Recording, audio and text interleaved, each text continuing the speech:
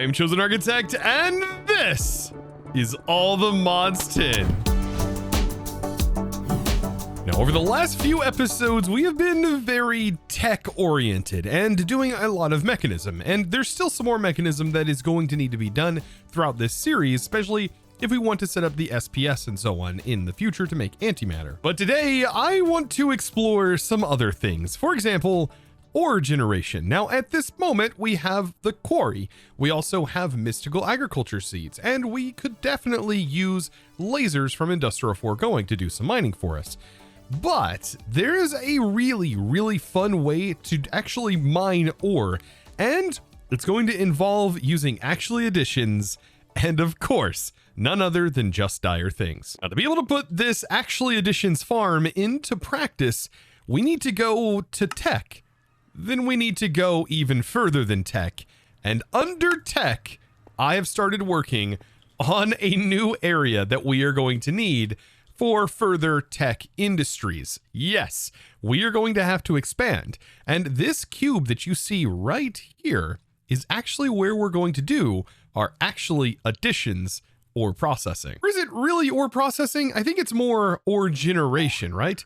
Because actually additions has a way to generate ore, and it can generate it very quickly. So yes, I have decided to expand on this room, and it goes directly underneath, about 16 blocks underneath the sewer system, and I have these wall areas separated. This area, by the way, is about a 33 by 33. It's the max size that a destruction gadget can go up to, and I just basically dug a hole underground. And then these are 7 blocks tall, so this is going to give me some nice space for machines in the future. For example, modern industrialization. Like, that's going to be a big thing that we're going to need a lot of space for.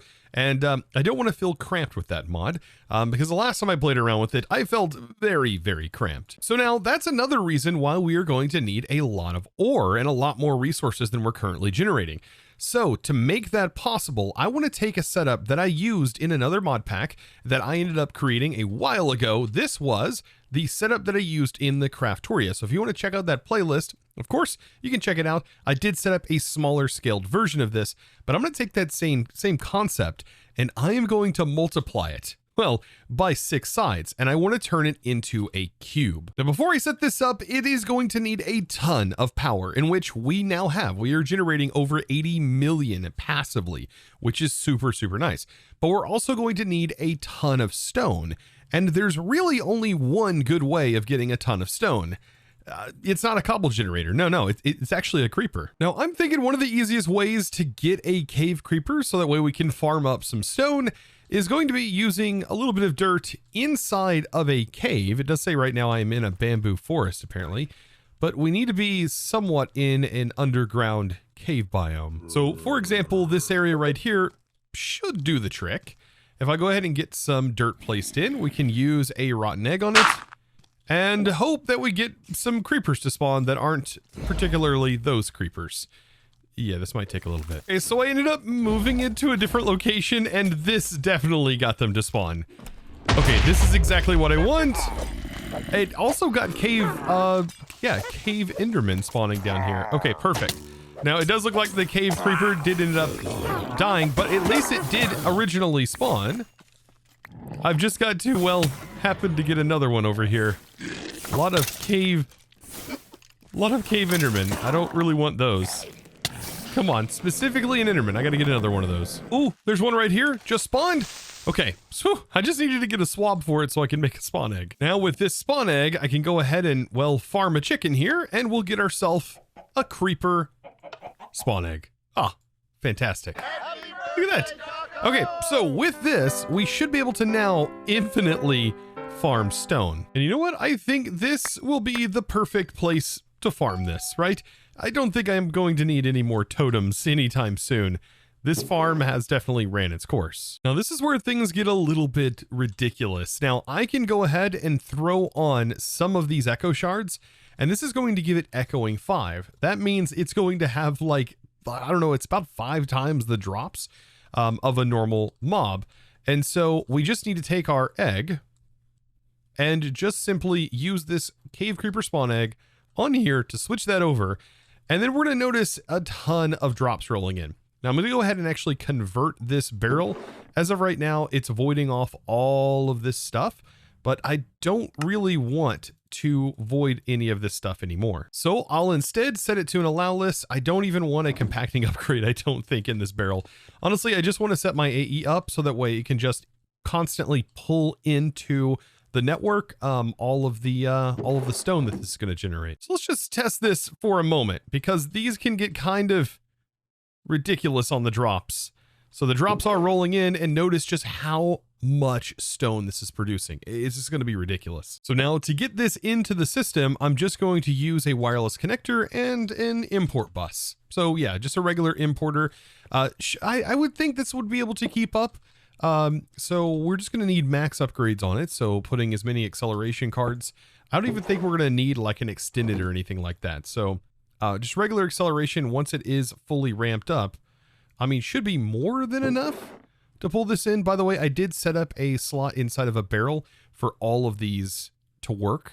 So they have a place to go, and they will also void if they overflow. Ooh, now I am seeing something I am going to have to worry about. We probably want it to set to match mod, and I just want to void anything that is an apotheosis drop.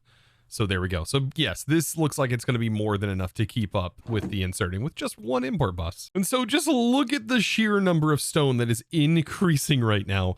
These creepers are just ridiculous for producing stone. Now there is one more thing that I want to do before fully setting everything up, and that is to make some bees. This may seem a little bit strange, but I do want to make some of the just dire bees, and they're actually not that bad to make. So if we go ahead and just simply use some cages here, I now have myself a Eclipse alloy bee, and then we need like a shimmer bee and so on and so forth. These are just going to use the goos. So like an iron bee, let's see, the diamond bee is the one that's going to use the void shimmer, just like that. And so on and so forth, right? Now they are going to require the certain blocks inside of the hive for them to work though. Now I was thinking about just automating this setup right here and then accelerating it, but I was like, well, if we already have the bees, like why not just use the bees? So yeah, that's exactly what I'm working on right now. So I just need to make the blocks, and then these are going to essentially be automated, like all of the different types. And this is pretty powerful, like having these automated. Yeah, that's going to be something else. Now the first three in the hive can be the ferrite, the blaze, and the eclipse. I think these are all going to be fine, and then we can put these all in the slabs, not these blocks, these blocks right here. So that's all three of those bees. Now, from what I've been told, we can actually like apparently stack slabs. I've not really seen that in action, nor do I know if that's actually a thing, but I would assume it is. Also, did I put the wrong bee? I put Eclipse bee in here. Okay, that I just got to change out this Celeste for the Eclipse. Perfect. So now these bees should definitely get to work. That's exactly what we want to see. And to give them a nice little jump boost, we can of course do this, and we'll see now all of the materials going in. Perfect. That's exactly what I want to see. And it produces the alloy for each. And I did go ahead and define an area for all of the alloys to go. And so now I am going to want all of these things automated because we're about to use just dire things quite heavily. So now with all of that out of the way, there's really only a few things left to do, and that's to actually build this setup. Now, each of these areas is basically going to be a 9x9 face, and it's going to be filled in with stone. So this is a pseudo example of what I'm going to be doing. But I'm going to go ahead and place down, for example, right now, just a single block placer. I'm going to have one that is going to be in all of these directions. So the cool part about the advanced block placer is it can place blocks basically wherever you define the area. And it can just place it in thin air. So for example, I should be able to place it here.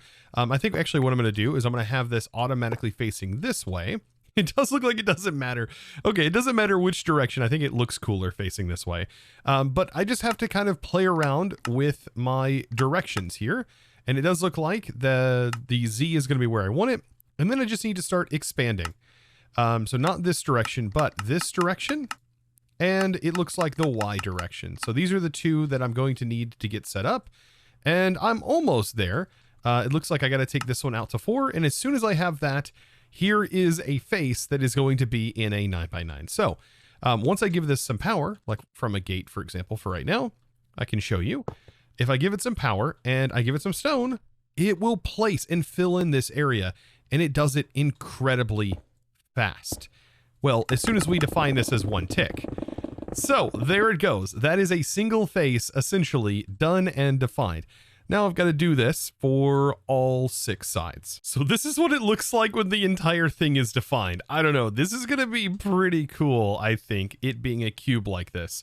Now the interior space, I left it out this size for a reason, because on the back, we are going to have lasers that are going to be firing onto this stone. So I do need a block gap. And then on top of that, I need another gap to be able to put some cables so that way we can charge the entire thing. Now I'm going to need to place in all of these atomic reconstructors. This is ultimately what's going to do all of the work. Now to do this, I am going to have to build out some 9x9s that are not exactly here where this is defined, but actually out here. Because of the way that these all end up facing, I've got to place them this way to face the lasers out that way. Now I was doing the math, and it does seem like I'm going to need like 486 of these atomic reconstructors to do this.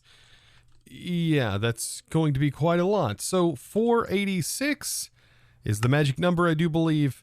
3,888 iron for this, and a ton of it's instantly crafted it.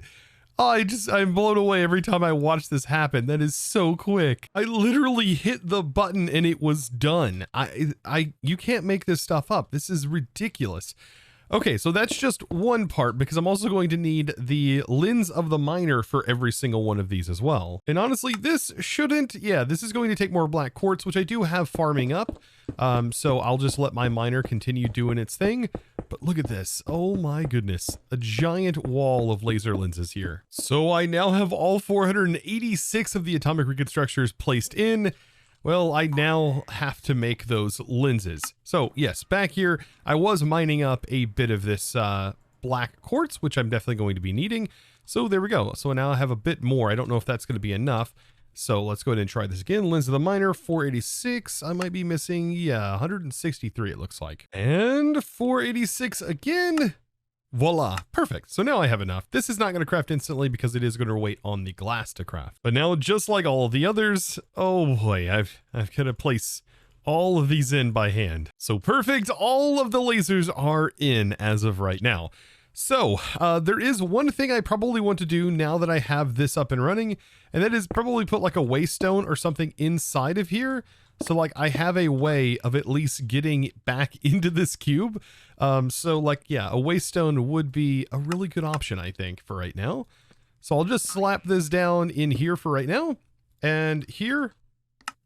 And then I can now, I think, get rid of all of this stone and hopefully not make a mistake in the process.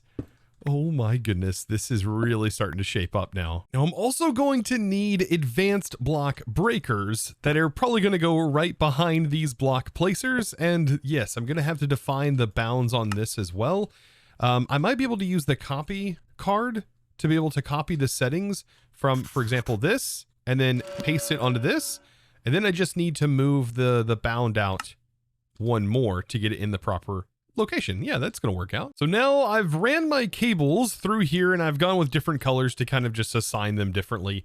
But I just need access to my main system so I can use an exporter to export stone and keep this supplied inside of the advanced placer. Now it's not going to place anything until it has some power.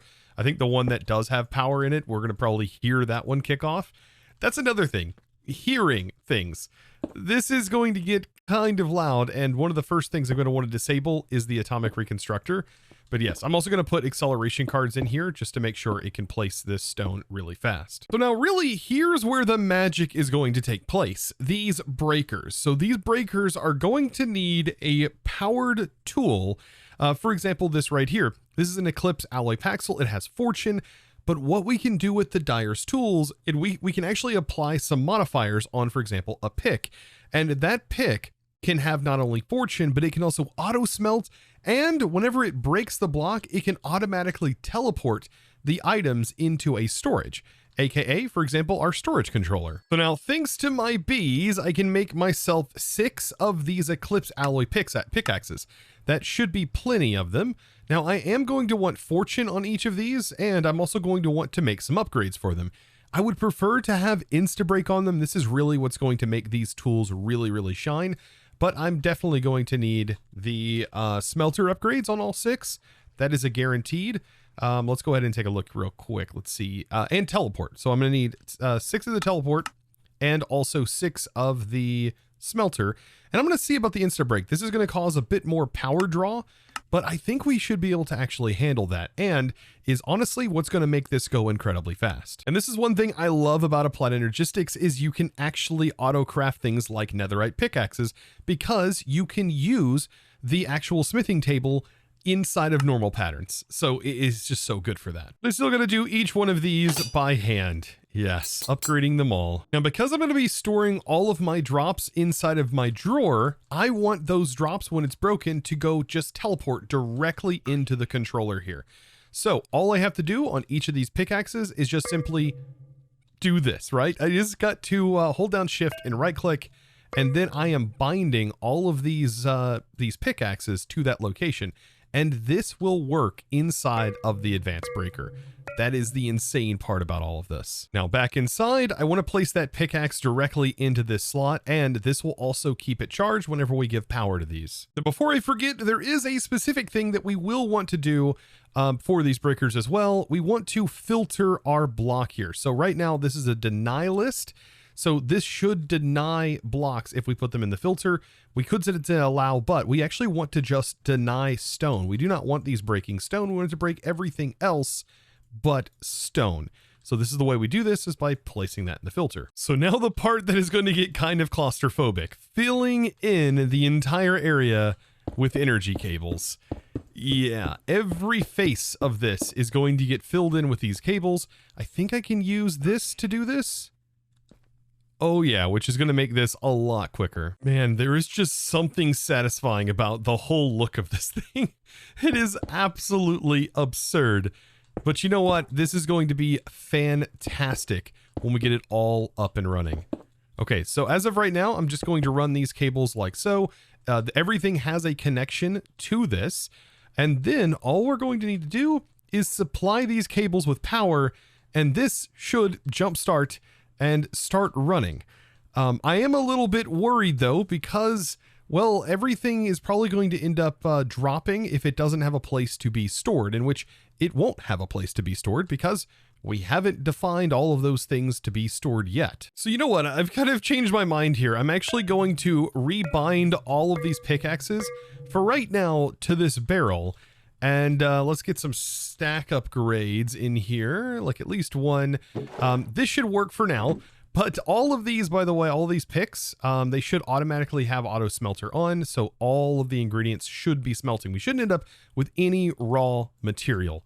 I am still kind of worried about turning this on. Okay, I guess moment of truth. It is probably going to be very loud as soon as I place this flux accessor to send power from our Applied Energistics to here. There it goes. Oh gosh. Okay. Yeah. So I am going to have to change the reconstructor sound and block break sound. Oh my goodness. Because this is ridiculous sounding. Oh man. I'm kind of scared to see what it looks like outside, but this is what the ores look like that are building up. I am going to have to keep an eye out on this. So let's actually teleport under and see what this looks like. Oh my goodness. So yes, it is breaking and smelting everything in here. Oh, you know what? It's not too bad. It's laggy when you're right up on it, but when you're away from it, it's not too bad. We are going to need a way, though, to pick up all of this XP, which I know for sure is lagging this area out. All right, so that was basically a blink of an eye, and this is all of the materials we generated in that time, including monzonite, fluorite, all kinds of goodies, uranite. Yeah, this thing can really pump out some stuff. We're even getting graphite bars. I think this is primarily due to us getting coal. Oh man, that is kind of an unfortunate thing. I don't think there's a way we can prevent that from happening, but I would really love to actually have the yeah, I don't know if there's a way we could prevent this. But you know what? It's not that big of a deal. To be fair, I think this is going to be more than fine. Now is when I essentially need to get barrels set up for all of this and also find a solution for that XP. So now for the XP collection, this set to its max size might be able to do the trick. I also set the tick speed to 1 to make sure that it works really, really well. But yeah, we're gonna have to find out when we turn this back on. This is just absurd though. Now, you know what? I decided to actually go a little bit safer on the experience holders. I am going to be collecting experience much like this. Now, this is an insanely overkill setup. 100% overkill. But you know what? I kind of want overkill, and this has got to be like the magnum opus of like this setup that I did back, you know, a series ago. And I mean, this has been possible with other setups, but nowhere near this scale and in this fast, because we just didn't have just dire things. Like, this makes the logistics of handling everything so nice. Like, it's just beyond realistic at this point. Like, I really love this. This would not have been possible without this, like, just dire things. Now, I was kind of sad about the graphite bars and it's consuming my coal, but the more I think about it, we're going to be getting the lignite coal, which this is just regular coal, works exactly the same. Now, I just want to do a final check to make sure all of these items that were in here can go into this and be auto-sorted correctly. If there was not a place for them to go, remember that this would actually hold those materials. So this is a great way for me to actually check that. And there we go. This has all been solved. Now, okay, I still might want to recheck this again because I could do something else to this to make it even more powerful potentially.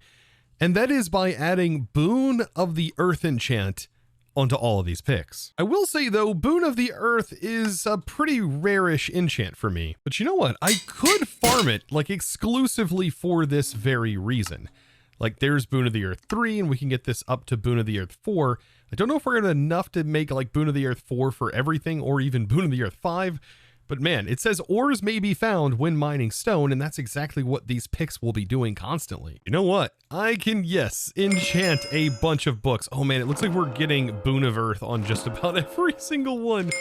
So yeah, I only actually need one more Boon of Earth to be able to get a Boon of Earth 4 on every pickaxe. So yeah, this may or may not become incredibly broken. I'm actually kind of scared to put this enchant on here because I have no idea what extra ore, quote unquote, it's going to be generating, but I'm sure it's going to be ridiculous. That's why I will test before trying to send it into the main network. Okay, so now with them all linked like this, it's time to put them back in. It's going to automatically start breaking blocks.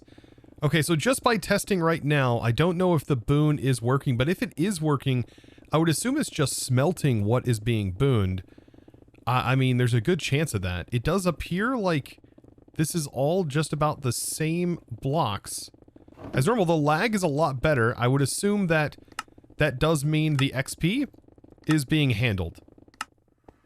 Oh, it's not. Okay, XP is still a problem. Now, I've just been made aware that, oh yeah, it's not mining stone, so of course the boon is not going to work. So we might be able to actually remove this temporarily. And I do just want to take a look at if there is any other special ore, because if I disable this, it's going to mine everything in that area, including stone. It is... Oh, wait, it's interesting that we're collecting stone. What? This doesn't have silk touch. Oh, it's smelting the stone. That's right. Oh, and it is definitely getting some extra things. Like, zinc is something that we probably shouldn't be getting, but ended up getting in this method. Oh, and we somehow managed to get, there's just like we're getting fluoride ore. Okay, so this does work actually. So we might be better off actually letting it like mine as per normal and also mine all the stone as well. We just got mithril, so this can also farm mithril. Oh my goodness. Now I think my main issue on these not collecting is I didn't have the collect experience button enabled. Oh no. I mean, honestly, setups like these are really just sort of trial and error. Like, that's exactly what this is. Okay. It doesn't look like XP is escaping now, which means this is now bringing in the XP. Oh, which is this is beautiful watching this work. Now, I did find a way to make this a little less laggy. You do have to go into your video settings, and underneath the particles, thankfully, there's a lot of things we can turn off, specifically blocks broken and also blocks breaking. Those two significantly made this faster. And still, I think the fire particle that is showing up when the blocks are broken might be causing some issues. But overall, this now is running so much smoother. And there's a lot going on here. I've decided to go ahead and make it look like it's hanging here. But this is going to be the centerpiece whenever we're working on other automations, right? This is just going to be happening right here in the center while we're doing other things. And so, judging by all of the ore that we're generating in here, I think that I could probably call it here. Like, we're even generating Stella from this. Quartz, we're generating ore that doesn't even really have a use anymore in this pack, like bauxite, for example, from modern industrialization. I'm almost positive there's like other things for it. But we are generating titanium ore, which is kind of awesome. Because I don't think there's any other way except for the electronic quarry that we would typically be able to get this. So yeah, this is kind of cool. So I think I'm about ready. I think this is time to go ahead and lock in, get this fully set up, get it placed in. This is now all sending to the central controller. And I would assume that if there's nowhere for it to teleport the block to, it would just drop it on the ground.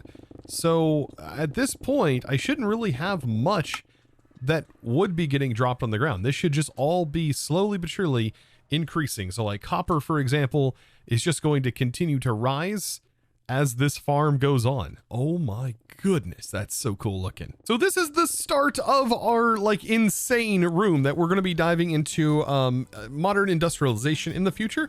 So this whole setup will actually help us with that modern industrialization endeavor, making sure that we have a consistent, like really nice supply of all of these materials, anywhere from copper to iron and all of the things in between. So if this was a video you did enjoy, and hopefully you enjoyed this concept, be sure to click the subscribe button if you haven't already, and give this video a huge thumbs up. Hopefully you enjoy the setup. I would love to see what you do with it in your own, so definitely share that over on the Discord. You can, of course, post that in the image gallery, even ping me if you want to.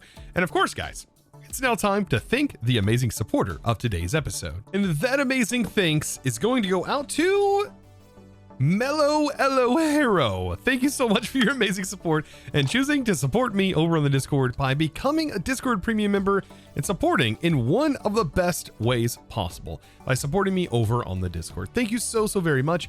And guys, I look forward to, of course, seeing you in the next episode where, of course, more shenanigans are probably going to take place. Well, and as always, thanks for watching.